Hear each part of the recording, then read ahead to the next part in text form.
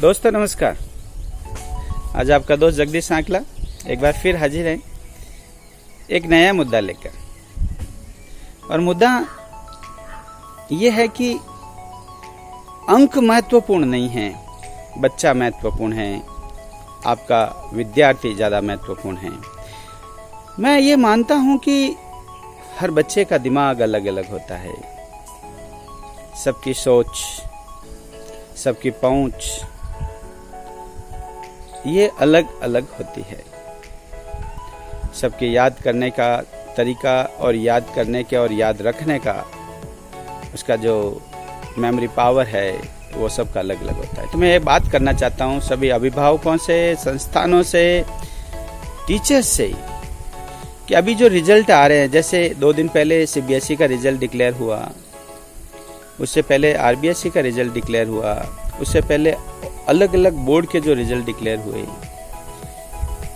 हर घर में एक चर्चा होती है, विद्यार्थी ने कितने अंक प्राप्त किए, बच्चे ने कितने अंक प्राप्त किए। पड़ोसी जिसका बच्चे ने 10वीं 12वीं और कॉलेज में जो भी एग्जाम दिया उसके बारे में ये पूछने के लिए जाते हैं आपके बच्चों के क्या अंक रहे। आप अंकों पे ही क्यों चर्चा करते हैं? क्या अंक जीवन में इतने महत्वपूर्ण हैं?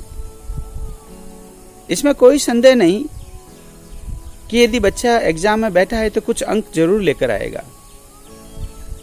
और वे पेरेंट्स जिनके बच्चों ने अच्छे अंक प्राप्त किए, 97%, 98% और इससे भी ज्यादा, इवन दो, तो मैंने देखा सीबीएसई का एक रिजल्ट जिसमें बच्चे ने 500 में से 500 अंक प्राप्त किए। इस मुद्दे पे भी मैं आपसे चर्चा करूंगा।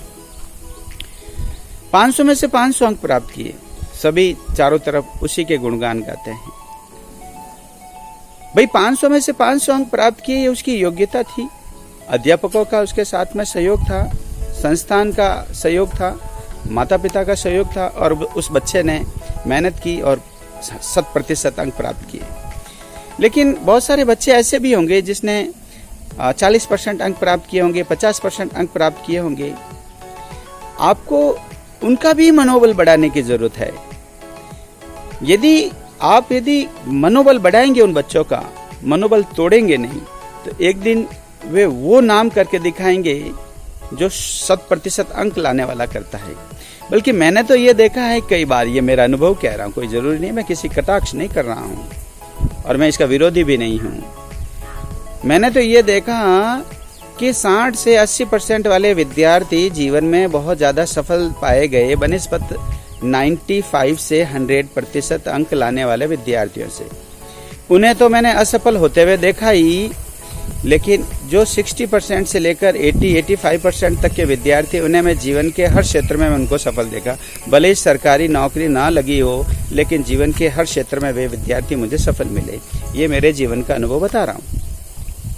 आप बच्चों को अंक से तुलना नहीं करें। चाहे जिसने 100% अंक लाए, उसका भी मनोबल बढ़ाने की जरूरत है, उसको और एनहेंस करने की जरूरत है। झाड़ के पेड़ पे ना बिठा दें कि 10वीं में 100% अंक आ गया हो या 12वीं में 100% अंक आ गया हो और जीवन में आगे जाके वो फेल हो जाए। उसको भी और समझाने की जरूरत है, उसको ये समझाने की जरूरत है क्योंकि आपको अब चैलेंज का सामना करना है। क्योंकि जब आपने 100 अंक प्राप्त कर दिए तो हर बार आपको 100 अंक लाने जरूरी इसलिए हो गए, नहीं तो लोग ये कहेंगे कि ये तो महज तुक्का था और तुक्के में आ गए। इसलिए अब आप बहुत ज़्यादा चैलेंजिंग हो गए हैं, आपके लिए हर स्टेज पर चैलेंज है और चैलेंज को स्वीकार करना पड़ेगा। उसका मनोबल बढ़ाने की ज़रूरत है, उसे मानसिक रूप से टॉर्चर करने की ज़रूरत नहीं है, बल्कि उसे समझाने की ज़रूरत है। और जिन बच्चों के अंक कम आए हैं उनका मनोबल इसलिए बढ़ाने की ज़रूरत है कि आपके जब 50% अंक आ सकते हैं तो थोड़ी मेहनत आप और करेंगे तो ये अंक में वृद्धि हो सकती है।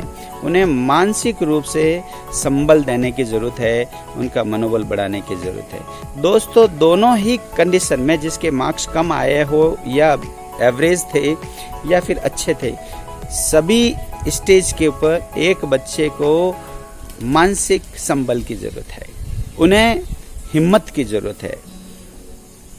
मार्क्स इंपॉर्टेंट नहीं है, विद्यार्थी इंपॉर्टेंट है। मार्क्स यदि विद्यार्थी रहेगा तो आते रहेंगे, यदि वो विद्यार्थी नहीं रहेगा तो मार्क्स का आप क्या करेंगे। और हर स्थिति के अंदर विद्यार्थी का मनोबल बढ़ाएं। मेरे सभी अभिभावकों से यही निवेदन है, बच्चे के कम अंक आए हैं तो किसी की तुलना नहीं करें, एक विद्यार्थी की दूसरे विद्यार्थी के साथ में कभी तुलना नहीं करें। ये मेरा आपसे अनुरोध है, ये मैं आपसे बताना चाहता हूँ। बात रही 100% अंकों की, तो मैं आपसे ये दावे के साथ में कहता हूँ, 100% दावे के साथ मैं कहता हूँ, जिस विद्यार्थी ने 500 में से 500 अंक प्राप्त किए, मैं उसको कोई चुनौती नहीं दे रहा हूँ, चैलेंज नहीं दे रहा। कभी उस पेपर में कहीं ऐसी कोई गलती नजर नहीं आई जहाँ उसका आधा नंबर भी कट सकता था। ये मैच झाड़ के पेड़ पे बिठाने वाली बातें ना करें साहब। इस प्रकार से विद्यार्थी आगे जाकर सुसाइड करते हैं। मैंने ये देखा जब हम पढ़ते थे, हमारे टाइम में भी, बल्कि मैं तो ये मानता हूँ कि हमारे टाइम में जो हम मेहनत करते थे उसका ये 25% मेहनत भी नहीं करते। जब 25% भी मेहनत नहीं करते तो इनके अंकों की तुलना उससे कंपेयर की नहीं जा सकती। हिंदी, संस्कृत, इंग्लिश जो लैंग्वेजेस हैं उनमें 100% अंक लाना मुझे थोड़ा सा असंभव लगता है दोस्तों। और यदि एक बार आपने 100% अंक उस विद्यार्थी को दे दिया और अगली बार उसके यदि वो 100% अंक नहीं आएंगे तो उसका मनोबल गिरेगा कि मेरे उस समय तक 100% अंक आए थे। और 100% अंक लाने का मतलब तो आप समझते ही हैं, वो एक अध्यापक के बराबर अध्यापक है, ज्ञानी है। यह आपने पट्टा दे दिया उसका, ये रीइवैल्यूएट किया जाए और देखा जाए कि क्या वो उसके 100% अंक आ सकते हैं क्या। ख्वाब में सपने ना दिखाएं, सपने नींद में ना दिखाएं, हकीकत में दिखाएं, वे विद्यार्थी सफल होंगे। जी हाँ दोस्तों, मैं काफ़ी वर्षों से देख रहा हूँ, पहले CCE पैटर्न को चलाया, फिर ग्रेडिंग की और इस प्रकार से चल रहा है, मुझे समझ नहीं आ रहा। लेकिन यही यदि स्टेट बोर्ड के अंदर बात की जाए तो उन विद्यार्थियों को शायद इतने नंबर लाना संभव नहीं है। विद्यार्थी तो वही है, बोर्ड भी वही है, शिक्षा भी वही है, तो फिर फर्क क्या है? फर्क क्या है? वहां नहीं आते और यहाँ कैसे आ जाते हैं? मुझे समझ के परे की बात है। मैं उस बच्चा का मनोबल गिराने की बात नहीं कर रहा हूँ। और मेरी तरफ से उस बच्चे को बहुत बहुत बधाई और उसके माता पिता को खूब सारी बधाई, जिसके 500 आउट ऑफ 500 मार्क्स आए। धन्यवाद है वो बच्चा भी, वो शिक्षक भी और वो संस्थान भी और उसके माता पिता भी। और धन्यवाद है CBSE बोर्ड को कि जिसने 500 में से 500 अंक दिए। ऐसे संस्थान, ऐसे अध्यापक, ऐसे माता पिता, ऐसा विद्यार्थी और ऐसे बोर्ड को मेरी तरफ से ढेर सारी बधाइयाँ, कॉन्ग्रेचुलेशंस। लेकिन जो बात मैंने कही उस पर विचार जरूर कीजिएगा और बच्चों का हर स्थिति में मनोबल बढ़ाएं। अंक से कंपेयर नहीं करें, हमेशा बच्चों के साथ में रहें। कोई जरूरी नहीं है कि एक बच्चा मैथमेटिक्स में 100 अंक लेकर आता है वो बच्चा सफल हो। मैंने ऐसे बहुत सारे, मेरे एक संस्थान में जहाँ मैं काम करता था उसके 96 या 96 से भी ज्यादा प्रतिशत अंक आए थे 10th क्लास के अंदर। ये एक उदाहरण दे रहा हूं मैं आपको। 10th क्लास में उसे इतने अंक प्राप्त हुए थे। और जब मैंने उस बच्चे को देखा, उससे पहले मुझे पता नहीं था कि इसके इतने अंक भी आ सकते हैं। जब उसके बोर्ड में इतने अंक आए और उसकी वजह से मुझे सम्मान भी प्राप्त हुआ। मैंने मन में सोचा ये बच्चा 80% अंक से ज्यादा का नहीं है, इसके 96% अंक आ कैसे सकते हैं। और दोस्तों वही हुआ उसके साथ। वो 12th में जाकर 80% अंक ही हासिल कर पाया और आज भी कह रहा था कि मैं नीट कर लूंगा, मैं JEE का एग्जाम दे दूंगा। और अभी तक मैंने उसको सफल होते हुए देखा नहीं, क्योंकि कई बार महज तुक्का भी लग जाता है। इसलिए बच्चों को मानसिक संबल दें, उनसे इतनी उम्मीदें ना कर लें कि बच्चा हतोत्साहित हो जाए, वो सुसाइड करने के लिए बाध्य हो जाए, आपके अरमानों को पूरा न कर सकने के लिए वो आत्महत्या करने के लिए बाध्य हो जाए। ऐसा उसके ऊपर दबाव नहीं डालें, इतनी उम्मीद ना करें। आप जरा सोचिए हमारे बारे में। मुझे तो आज भी पता है कि जब हम पढ़ते